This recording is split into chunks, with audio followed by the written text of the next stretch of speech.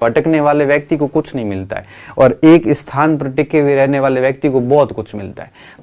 समय सारणी क्या रखनी है कि आपका जो है वो सिलेक्शन सुनिश्चित हो जाए। अब चयन के लिए आपको क्या करना है, ध्यान से सुनना और कोशिश ये करना है कि हो सके तो उसको फॉलो करने का प्रयास भी करना।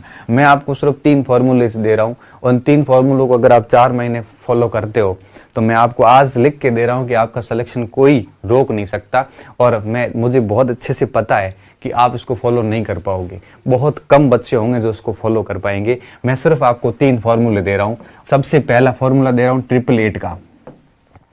ये फॉर्मूला क्या है, 8 घंटे आप रेस्ट कीजिए आराम से। 8 घंटे आपको रेस्ट करनी है, मतलब करनी है क्योंकि रेस्ट बहुत जरूरी है।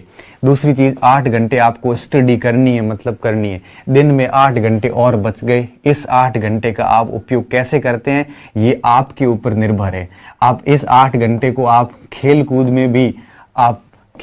में भी आप इसके ऊपर इसको खराब कर सकते हैं, इन्वेस्ट कर सकते हैं। आप दोस्तों के साथ समय व्यतीत कर सकते हैं, आप और काम भी कर सकते हैं। या हो सकता है कि आप 4 घंटे 5 घंटे घरेलू काम कर लिए, 3 घंटे इसको स्टडी के साथ ऐड करके स्टडी को 11 घंटे कर दिया। ये आपके ऊपर डिपेंड है। लेकिन मैं सिर्फ इतना कहूंगा कि इन 8 घंटों को डेली को कम से कम आपको स्टडी में 8 घंटे देने हैं, मतलब देने हैं। इसके अलावा अगर आप 1-2 घंटे रेस्ट से भी निकालते हो, 3 घंटे इधर से निकाल के 4 घंटे और ऐड करते हो, ये तो आपकी महानता है। ये तो आपको डेफिनेटली और आगे ले जाएगा। दुनिया से सफलता के लिए दुनिया से एक कदम आगे रहना पड़ता है।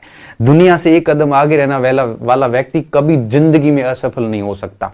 और एक कदम आगे कौन होगा, जो इन 8 को 12 में कन्वर्ट करेगा, 8 को 2 घंटे में कन्वर्ट नहीं करेगा। सुबह जब उठते हैं ना, तो उसके बाद में जब रात को सोते हैं तो सोते वक्त सोचना कभी कि आज दिन में आपने किया क्या है। और अगर रात को सोते वक्त आपके मन मस्तिष्क में एक चिंता सताए कि यार पूरा दिन खराब कर दिया, कुछ भी नहीं किया, रात को नींद नहीं आती, करवटें बदल बदल के व्यक्ति के शरीर दर्द करने लग जाता है, चिंता होती है कि मैं किस लिए गांव से आया हूं, मैं कर क्या रहा हूं यहाँ पे। और उस व्यक्ति की हालत इतनी पतली हो जाती है कि वो मतलब अवसादग्रस्त हो जाता है। जब आप पूरे दिन को इस तरह से बर्बाद करोगे ना, तो आपकी रात भी कभी अच्छी तरीके से नहीं जाएगी। और अगर आप आंखें थक के सो जाती है ना, इस समय समझना कि आपकी पढ़ाई पूर्ण रूप से हुई है। तो 8-8 घंटे का रूल्स फॉलो करना पहली चीज। इस समय एक चीज और ध्यान रखना, कभी पढ़ाई को घंटों में काउंट करने की गलती मत करना। लड़के पूछते हैं स्टूडेंट मेरे को, सर कितने घंटे पढ़े, 8 घंटे पढ़ लूं, 4 घंटे पढ़ लूं। मैं तो सिर्फ इतना कहूंगा, आपकी औकात पे डिपेंड करता है। आपकी आंखें कब तक थकती है तब तक पढ़िए। आपको लगता है कि 15 घंटे पढ़ लिया, अब आंखें काम नहीं कर रही है, उस समय आराम से सो जाइए। अगर आपको लगता है कि आज 6 घंटे पढ़ लिया, 7 घंटे पढ़ लिया, मन नहीं, मत पढ़िए। तो ये पढ़ाई घंटों में नहीं होती है, पढ़ाई होती है थकावट के आधार पे। जब आप थक गए, आपको लग रहा है कि अब मेरी पॉज पूरी होगी, अब मेरे से नहीं होगा, उस समय आप सो जाओ। दूसरा फॉर्मूला मैं दूंगा 5+2 का।